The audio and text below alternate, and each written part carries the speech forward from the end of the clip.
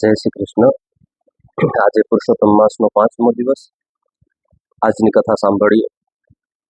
પુરુષોત્તમ માસ છે એ બેભાન થઈ અને ભગવાનના ચરણમાં પડી જાય છે.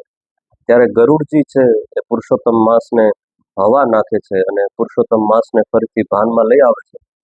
ત્યારે વિષ્ણુ પરમાત્મા છે એ પુરુષોત્તમ માસને કહે છે કે તમે ગૌલોકમાં જાઓ, ત્યાં પીળા પિતાંબર ધારી વનમાળાઓથી વિભૂષિત પીળા વસ્ત્રને ધારણ કરનારા, મોરપીંછને ધારણ કરનારા, હાથની અંદર વાંસળીને ધારણ કરનારા ભગવાન નારાયણ જે ગોપીઓથી વિખરાઈને બેઠા છે એવા શ્રી કૃષ્ણચંદ્રજીના શ્રી ચરણે જાઓ, એ તમારું દુઃખ દૂર કરશે. એટલું સંભળાવે છે ત્યારે પુરુષોત્તમ માસ કહે છે કે પરમાત્મા તમે જ મને સાથે લઈ જાઓ. ત્યારે પુરુષોત્તમ માસને ભગવાન વિષ્ણુ છે એ ભગવાન કૃષ્ણજી પાસે લઈ જાય છે. એ 5મા અધ્યાયની કથા છે. બીજી કથા આપણે સાંભળીએ. સતી માતાજીના, પાર્વતી માતાજીના માતુશ્રી મેના દેવી, સતી માતાજીના માતાજીએ પણ આ પુરુષોત્તમ માસનું વ્રત કર્યું છે, એમની આ કથા છે.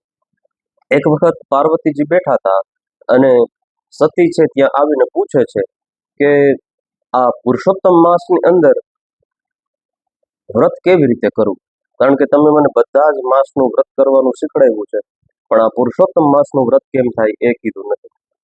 ત્યારે પાર્વતીજી કહે છે કે મારી માં મેનાએ પણ આ વ્રત કર્યું હતું.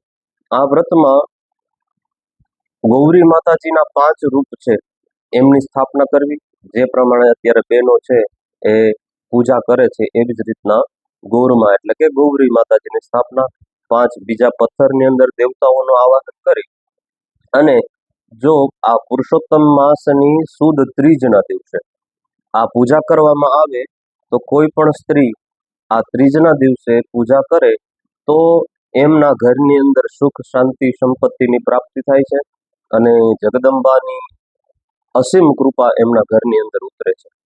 તો આ વર્ષે તો ત્રીજનો દિવસ વયો ગયો છે, પણ આવતા પુરુષોત્તમ માસમાં માતાજી અને ભગવાન પુરુષોત્તમ કૃપા કરે તો ચોક્કસથી આ પૂજા વિધિ ત્રીજના દિવસે કરવી જોઈએ. આજની કથા છે બંને શોર્ટ કથા હતી.